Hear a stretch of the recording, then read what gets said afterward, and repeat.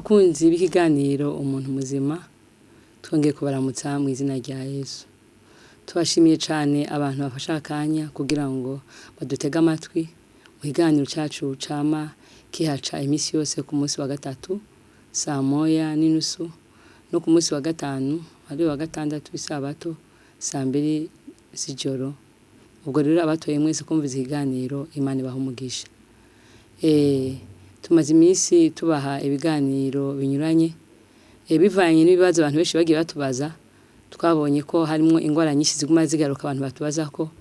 Twashimiye rero uno munsi kwigana ku ngwara yabajuje n'abantu benshi cyane abakenyezi. Ingwara yitwa infection urinaire yo twakwita mu Kirundi ubwandu bufatira ku gitsina gore. Niyo umunsi twashimye kwiganako. Nkuko matubabwira imisi yose ntabwo ari umugambi w'Imana yuko abantu bagwara. Ahubwo Imana yarasezeranye neza yuko abantu bazumvira amateko yayo bakagendera mu byo yashinze bakayumvira kwandika ariko kose izo barinda ingwara. Nibyo dusoma ngaha mu gusubira mu byagezwe gice c'indwi gusubira mu byagezwe gice c'indwi umurongo wa 14. Muzogira umuhezagiro gusumba yandi mahanga yose. Ntazo b'ingomba y'umugabo canke y'umugore muri mwebwe canke mu masho yanyu. Harabazo bakura ko indwara zose ntazo bateza nimwe muri za ndwara mbi zo muri Egiputa nkuko muzizi ariko bazoziteza ababanka. Ivyo byose bizova ku muntu yumviye Imana. Umuntu azokumvira amateko y'Imana akayagenderamo akayubahiriza. Imana irasezeranye kandi Imana ntibesha yuko izoturinda ingwara z'uburyo bwose. Kandi ngo mu bagabo canke abagore ntiyazigira habamo ingomba nimwe. Nkuko mubizi Imana ni nyarukundo kandi Imana isezeranye ntibesha. Yamaze gusezerana ko ata muntu azogwara cyangwa haba ingomba. Ariko none izi ngwara nibibazo nibiki biva he? Nta wundi bivako ni wa mwasi Satani. Aradutera mugagatera aciye mu nzira imwe bita kutumvira. Iyo utumviye amateko y'Imana ntiyumvira ivyo yageze ni ngo uzogira gute uzogwara. Iyi ngwara rero yitwa infection urinaire ifatira mu bihimba vy'irondoka vy'abakenyezi ni ingwara mbi cyane. Ni ingwara imaze gufata abantu benshi cyane kandi imbere iyo abantu batabaye maso hari igihe batera no gusambura abandi kubwo kutamenya bagatinya no kujana kwa muganga. Cyane abakunda nk'aba mama usanga aba mama ba ruguru bakagira isoni kamumengo biteze no kubibwira muganga akamumenga ariko yagiriza. Ariko mu by'ukuri ni ingwara nk'izindi zose umuntu ayifise akwiye kuja kwa muganga kuko iyo utevye ishobora kuzanira ingaruka nini cyane mbere umuntu akabayo hakura n'ubugumba. Muti iyo ngwara rero uwomenya gute kuyigwaye? Ibintu byerekana ko umuntu agwaye iyo ngwara hari ibimenyetso ndavuga bimwe mu bimenyetso biranga ko umuntu ayigwaye. Uyo ni wabibona uzoshimenya ko bigwaye unyerukire kwa muganga cyangwa ukoresha imiti turi buguhe ahanye. Ikintu cyambere kiranga ko ugwaye iyo ngwara nuko uvunika umugongo. Uva umugongo ucitse ukumenga umugongo usadutsemo kabiri. Cyo ni cyambere kiranga ko umuntu ayigwaye. Icya kabiri nukubabara ngaha musi y'umukondo aho bita mu kazi bakinda kumva harababara cyane. Naco ni kimenyetso cya kabiri cerekana umuntu agwaye iyo ngwara. Kimenyetso cya gatatu nukumva wo kwiyagaza mu bwami bw'abakenyezi. Naco ni kimenyetso kiranga yuko umuntu agize gute ayigwaye.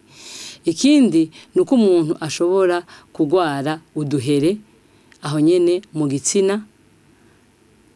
Ico no kwita mu Gifaransa herpes génitale ugasanga haje tuntu tuduhere. Abatagize uduhere nabo harabagwara ibisebe. Ugasanga hari tuntu tudusebe turi mu gitsina iyo bita osteomene nayo nyene bikaranga yuko umuntu agwaye iyo ngwara. Iyo tabonye ico kimenyetso ushobora kubona kiri kimenyetso cyo kubabuka iruhande y'igitsina no kubabara kw'inyama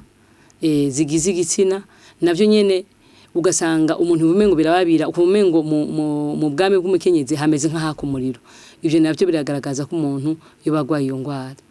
Ikindi ni gukora imibonano navyo bakwereka yuko uyigwaye. Kenshi abakora imibonano mpuzabitsina usanga bababara cyane. Abatabaye nabo bakumva ntibabishaka ntigere yumva ko ashaka gukora iyo mibonano mpuzabitsina. Ivyo navyo bikaragaza ko ayigwaye. Iyo byamaze kuremba hari abanuka mu bitsina abandi nabo bakabora mu gitsina. Ivyo twokwita amantuze ama visite gangreneuse ugasanga umuntu ariko arazana ibintu binuka cyo twokwita lekore ivyo byose nibigaragaza ko umuntu agwa iyo ngwara kugira ngo umenye ko uyigwaye si ngombwa ngo ivyo bimenyetso byose bizire rimwe oya urashobora kubona bibiri canke bitatu ntukarindire ko wenda kubona ibimenyetso byose kugira ngo uje kwa muganga ahubwo nukunyira gasa kuja kwa muganga wagize amahirwe nayo kumva ikiganiro akivura akoresheje ibimera birashobora kumufasha ataneze kuja kwa muganga rero ivyo ni bimwe mu bimenyetso byerekana ko umuntu yamaze gufatwa n'iyo ngwara iyo ngwara rero iterwa n'agakoko bita trichomonas iyo ngwara ni ingwara mbi cyane kuko ijena kuko ari ingwara mbere yimaze kumarana kw'iminsi kure gusanga benshi bagira n'umuriro ugasanga yarengeje 40 degrés kubera yuko aba yagize umuriro mwinshi nico gituma rero ari byiza kwivuza iyo ngwara hakiri kare utararemba kandi ni byiza yuko wivuza iyo umukenyezi ukivuza n'umushinga ntayo wawe ko ari gushobora gusanga baramaze kugira gute kumwandukiza muti none iyo ngwara iva kuki icyambere kitera nukukoresha ibintu byose bibujijwe nukugenda hanze y'ibigo ico ni ikintu gishobora kuyizana ushobora kuba utayigwaye mugabo ugi urenganye urenze ibigo ugasanga ahuye no yigwaye agacaza yize gute akashayikuzaniye ukaba uyanduye kandi atari we wayirondeye naco gituma rero abantu bubatse twogiraho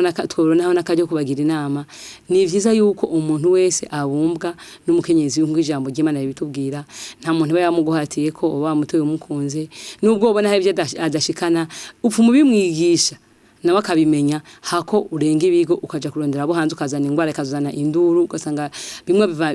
byandurutsemo n'ubutane kubera kutirinda kubera ubusambanyi kubera kutumvira ijambo ry'Imana yaravuze ngo ntugasambane kandi ngo iriba ryawe rikubumbe cyo bituma rero ikintu cambere umuntu akwiye kwirinda no kwirinda kurenga ibigo kuko menshi ariho bayikura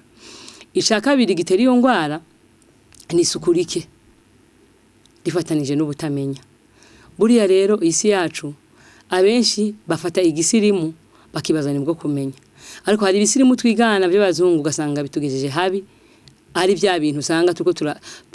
turigana ugasanga twiganye bibi hari nk'akaruru kamwe n'utanga nk'abantu benshi bakunda kuja mu piscine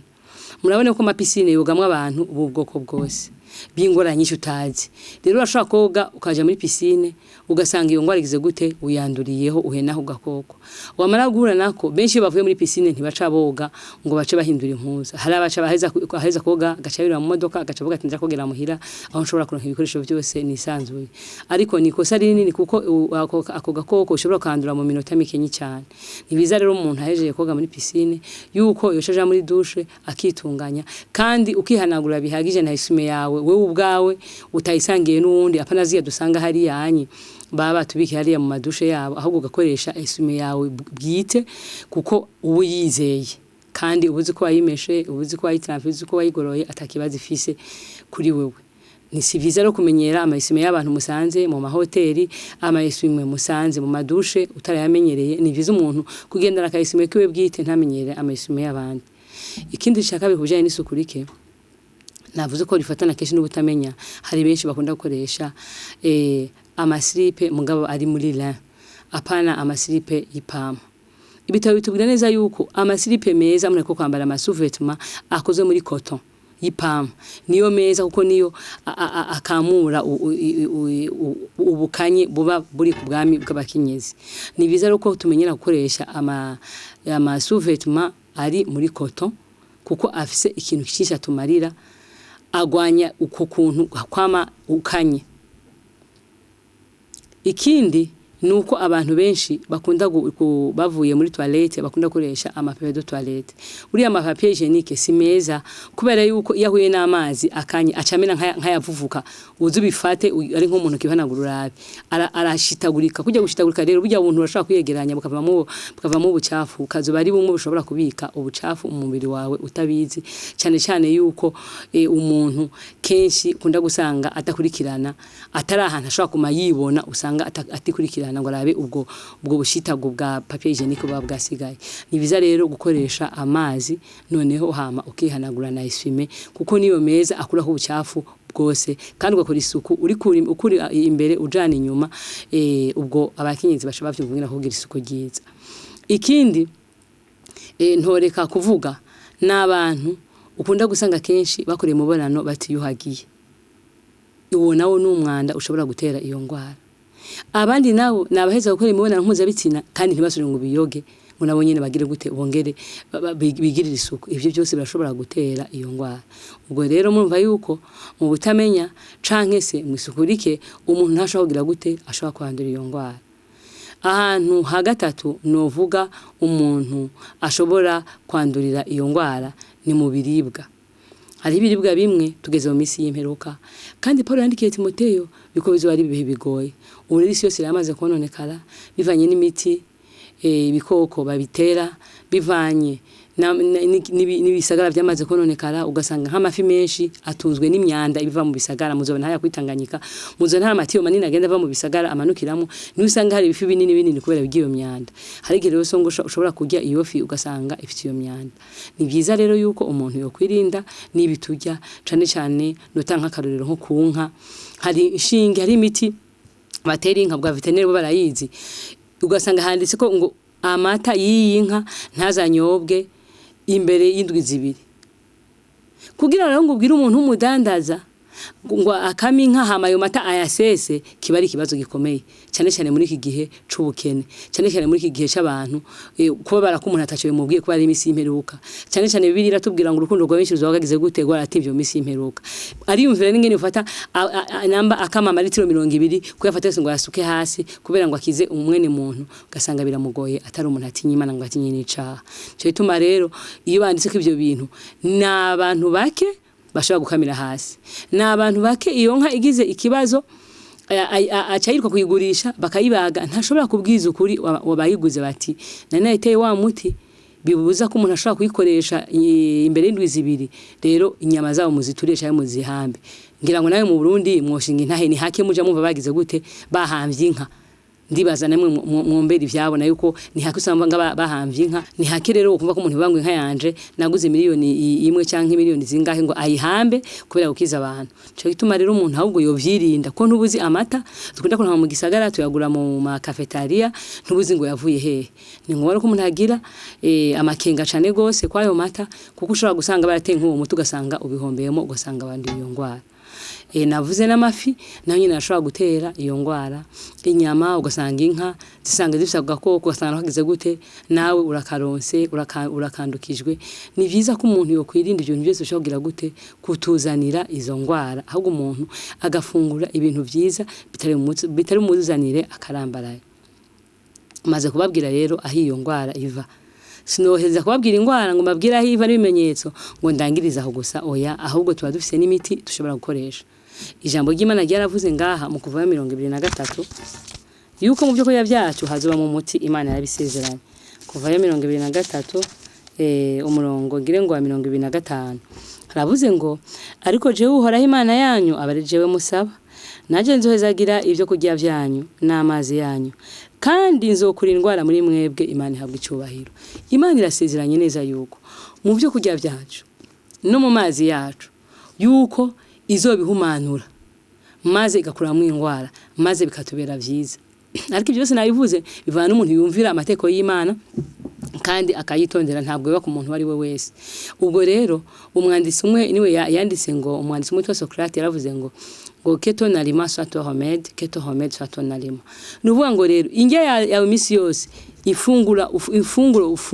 ufungura banza uzirabe neza umenye ngo no musi mfunguriye iki. Abavyeyi benshi baje mu isoko bagasuma, ariko ugasanga mbere benshi batuma abakozi ntazi ivyasuma, ntazi ngo nguri ikintu ciza, ntazi ikintu gifite akahe kamaro, ntazi ngo mvuye ubwonko, mvuye igitigu, mvuye amahaha, mvuye amafigo. Ugomba kumenya umubiri w'umuntu, umukenyezi wese, maze kugenda kubagaburira ukamenya ngo no musi ngomba kugaburira iki,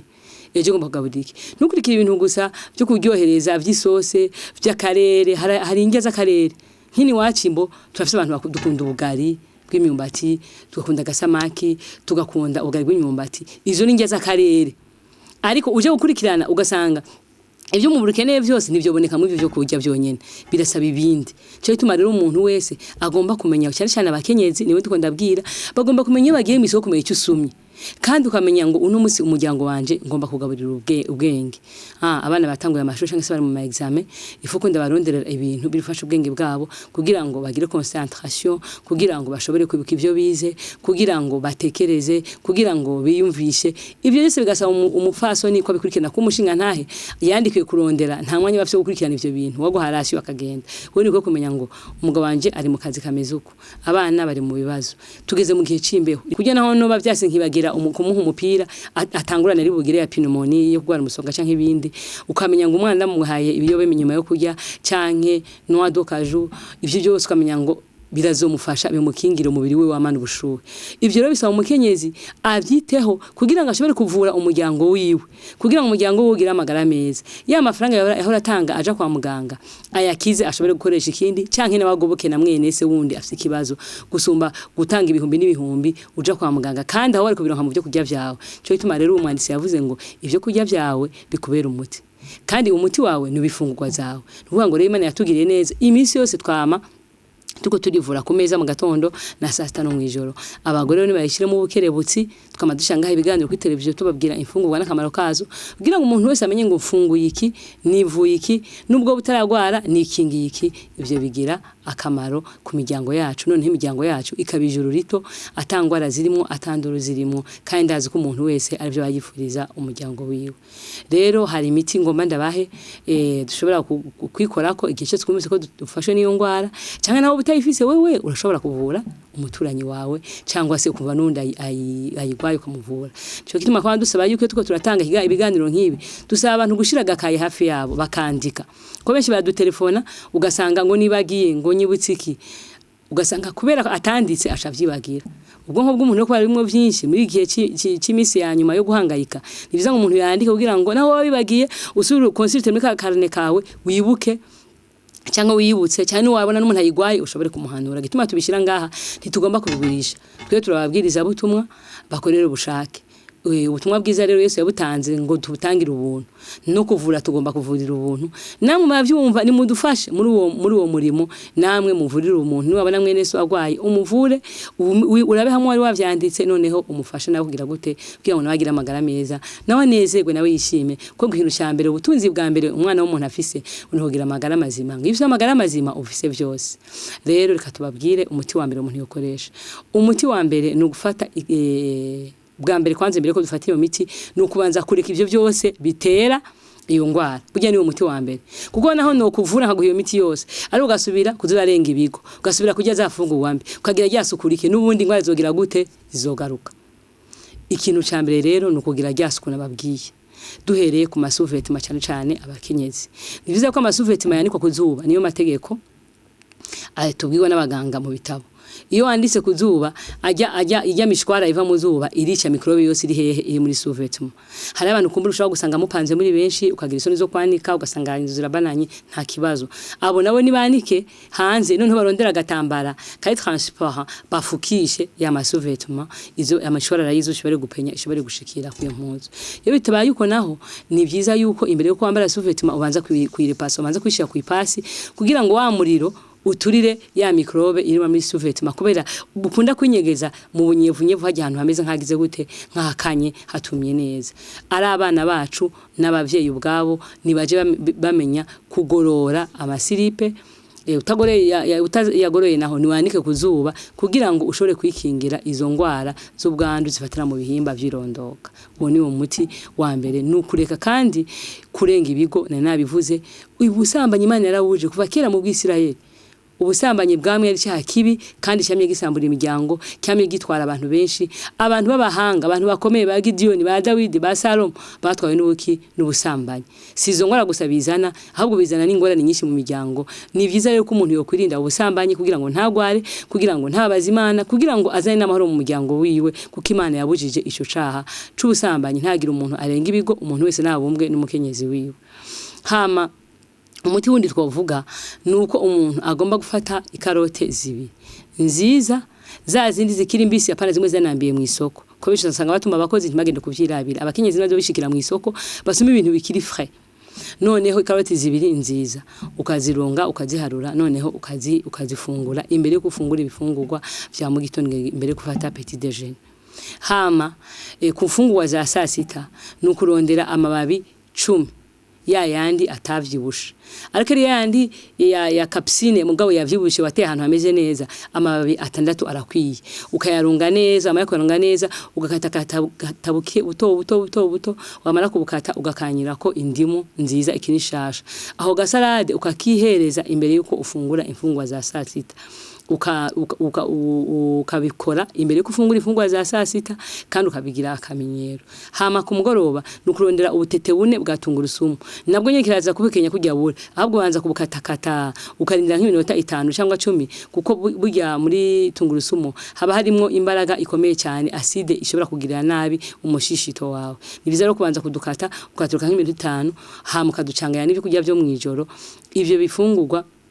ukabifungura ivyo bintu iyo salade niyo tungurusumu niyo karoti ukabikurikiranya iminsi 14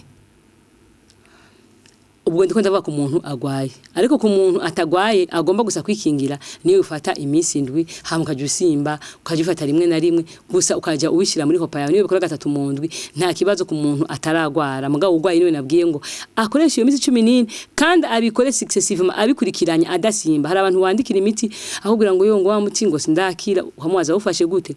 ngo hari gendo nk'umwanya ngo hari genda ubura ngo urabone ntuvya kazi ugashomva ko tagize gute ko vyamugoye mu gukiranya rutonde rw'umuti rero umuti ni nko kugwana ni ingwara no kuyigwanya ngo n'ikintu ukakubita bati ikintu ukako gipfuye kujya kwinzoka niyo ikubita rimwe ngo ucuyireka n'ingwara nikimeze inzoka urayikubita ugakubita mu mutwe kugira ngo yice ipfe burundu niho uruhuka umenya ati ndayishe ntiribugaruka ariko ikubise nk'inkoni imwe igace kumigenda uwo ruhuka ngo wayishe ntibishoboka n'ingwara nuko rero ni nk'inzoka ibe yaduteye ni nk'ikiza kiba cyateye amagara yacu ugomba kuyikubita successive mukayikubita ukurikiranya kugira ngo banzu yice noneho niho uruhuka ukamenya ko wayishe ingwara ni usanga benshi roba afata umuti rimwe cyangwa kabiri agaca heba agaca yizera ngo yakize yumvise bwa bubabare kwa kwiyagaza wa muriro uhagaza avuga ati nta mpamvu yo kubikurikirana si byiza kuko iyo uyihushije ni nk'inzoka nyene nabibabwiye igarukana uburakari bukaze kuko nayize yafashe ayandi madecision mashasha nayigomba kugirira nabi n'ingwara nuko iyo utayikubise cyane ngo yice igarutse iza ifise ubukana canke imbaraga isumba imwe ya mbere cyo bituma rero ari byiza iyo ufashe imiti ugomba kuyifata nkuko babikubwirwa kurikiranya iyo misi yose ntugabanye iminsi ahubwo abafata imisi mike nabo bataragwara bagomba gusa kwikingira ariko abagwaye vraiment bigore bashikana iyo misi 14 bagwanye ingwara murabona ko ari n'ingwara mbi ingwara ishobora gutuma umuntu atembera mbwa gatembera yaboze nababwiye ko umuntu abora kandi agenda ntuba ko ari kibazo nibizare abantu babe maso niyo ngwara kwishobora kuzana n'ubugumba kandi ubugumba marazi ko babaza cyane ni ngombwa umuntu ngabe maso agufate umuti nkuko bawumubwiye atakiwe na kimwe gize gute atakiwe na kimwe agabanije hama umuti wa kabiri rero nuguteka ilitiro 2 z'amazi wamara guteka ilitiro 2 z'amazi ugafata ibiyiko 4 vya romare bijya biyiko binini kwiya hasupe ukayora ifu ya romare ugashira mu mazi kujya ko umuntu ateka icyayi amaze kubira ukayakura kujya kwicyayi noneho ugafata akayunguruzo kajya kicyayi ukayungurura ya mazi umaze kuyarungurura kubera ababizi ugufata yandi mazi akanye mugabo meza ugasukamo ku buryo wumva yuko uyoza uruhinja abavyeyi baramenyere kesho bagunda gupimira kwitama iyo ufashe yo mazi ugashira kwitama ukuva nta guturira umenya neza ko naho uri kwicaremo ntaco bakugira nkajya amazi yokoza uruhinja amazi ari tiede ugashira mu ibase yabigenewe apani ibase ziya cyangwa zikora iyo umaze kumenya kugwa iyo ngwara kugira ntiwanduze n'abandi ugomba kugira ibase yawe yo kwicaramo noneho iyo base wamara kwitegura ko shamwe ayo mazi wakumva umaze kuba nk'akazu yazi ukaja muri dushe ukicaramo umuntu yicaramo iminota 5 gushika kuri 10 cya 15 kandi umaze kuciramo ayo mazi birasaba ko gushika ngaha mu mukondo umaze kumva kamaze mu mukondo wicara iminota iyo 10 gushika kuri 15 wamara kuvayo ukiyuhagira nkuko bisanzwe kirazira yuko ukoresha tampo canke ikindi gitambara cyose mu gutampona canke mu guhanagura igitsina oya iyo umaze kuvayo uhanagura igitsina inyuma mugaye imbere uraharika kubera wa muti ukomeza kugira gute ukomeza gukorerayo ni vyiza rero yuko ukoresha uheje kwiyuhagira ukoresha amazi yandi asanzwe ukasha wiyuhagira neza na neza mugafata isime ukihanagura mugabo ibihimba birondoka imbere ntuwinjiremo ahubwo ugahanagura gusanga inyuma kugira ngo wa muti ukomeze gukoreramo kubera ukomeza kwica microbe ubundi muti ni ugukoresha isabuni ya munganga. Mu bwami bw'abagore sivyo gukoresha amasabuni, kiraza gukoresha gifura, kirakoresha familiar. Amasabuni yose arabuje gukoresha mu bwami bw'abagore. Mu bwami bw'abagore muzobona yuko hariho ikintu bavuga liquide, hariho flore bacterienne ikingira imikrobe kuza mu bwami bw'abakenyezi. Cyo bituma rero ikoresha isabuni ishobora kwica iyo flore bacterienne yahori dukingira ingwara kugira ngo uri kuroza ugasanga wogije n'isabuni bimwe nababwiye by'ubutamenya kuvuga ngo ni isuku ngo baratwigishe kuri televiziyo bata yasabuni y'igifura ngo aho uyishizemo uroge kikakubaba kica byinshi ugasanga ya flore bacterienne urayishe ni Imana yashizemo ni y'umuntu avukana Imana ishiramo kugira ngo ikingire ubwami bw'abakenyezi. Ni bizara gukoresha amasabuni yabigenewe cyane cyane nkini wacu isabuni twokoresha ni savon doux nuvuga nka munganga niyo yonyene yemerewe gukoresha kuri isabuni zini wacu kwizindi usanga ziri hanze tutazizi cyangwa ukabaza nabijeje mu mafarmasi abadoktori baba babizi bashaka kugira ati iyi sabuni niyo nziza gukoresha hana ntuzufo gukoresha gifura ntuzufo amasabuni yose ubonye kuko aho nahantu hubashwe cyo bituma hiswe ubwami bw'abakenyezi Imana isukuni hateguye udashobora kuva kuhavogera. Ikindi kandi kibuje mu buvuzi bw'igitsina gore kirazira kuguma uhasukura n'amazi umwanya wose oya biza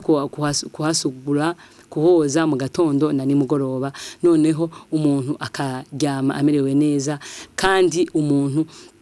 akagira amagara mazima akaruhuka kuko burya ngiyo umubiri urwaye ubwenge bwose kwera umubiri ukundana nko muri korente babitubwira ubwenge bwose ugira gute bugira alerte ugasanga ntumerewe neza imipango yo mu buzima ntubigira neza niviza kuba umerewe neza ukagira amagara mazima kugira ngo ugire ico marira Imana ugire ico wimarira ugire ico marira nabawe. Rero kuri uyu mugoroba rero turabasabira kugira ngo umuntu wese yumvire Imana umuntu wese yitondera amateko Imana yageze kugira ngo niyagira amagara mazima ntabwo azokwigirira we nyine ubwo gusa akamaro oya burya n'abaturanyi bawe nambura umushoferi iyo ugwaye babandi bahoro twara bagira ikibazo nambura umurimyi uri nk'umukozi ugwaye akazi bahora ukora nta wundi ashaka kukugiramo urumva ko umuntu ahora agukorera yahora gukoresha abahomvye nibiza rero ngo umuntu abeho aringira akamaro nuko Imana yavuze yigirira akamaro. Ibyo byose bizoshorwa n'iki rero nuko twegamika imitima yacu ku mukiza wacu. Dusome ngaha muri Yesaya 26 umurongo 3 haravuze ngo uzozigama amahoro masa umuntu akwegamika ko umutima wiwe kuko akwizigiye Imana ihabwa icubahiro. Umuntu wese yizigiye uhoraho ngo Imana izomuzigama amahoro masa ntazogira ikibazo kuko yegamise umutima wiwe kuhoraho. Hama ndangiza isomo rimwe nakunze cyane ngaje muri Zaburi 119 yerekana ukuntu abazumvira amategeko hari akamaro kanini kukumvira amategeko y'Imana yashinze mu buzima bwacu busanzwe. Haravuze ngo Zaburi 119 umurongo 165 haravuga ngo abakunda ibyageze byawe bagira amahoro menshi nta kibatsitaza bafise Imana ihabwa icubahiro. Abakunda ibyageze by'Imana ngo bazogira amahoro menshi nta nikibatsitaza bazogira gute bazogira kuko bakunda ibyageze by'Imana. Natwe bene data muze duharanire kumvira amateko y'Imana kugira ngo uwo mugisha Imana yasezeranye uko kurindwa ubugumba n'ingwara z'ubwoko bwose tubirindwe tugira amagara mazima tugire tumarira Imana tugire tumarira imiryango yacu nacu bwacu tugire ico twimarira. Ivyo ndabibasabiye kugira ngo imiryango yanyu igubwe neza mu byanyu no mu banyu mubeho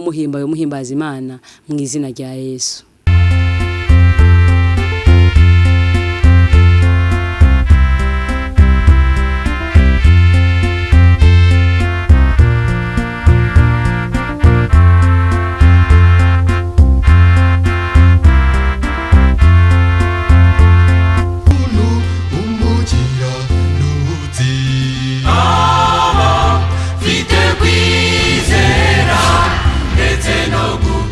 Shama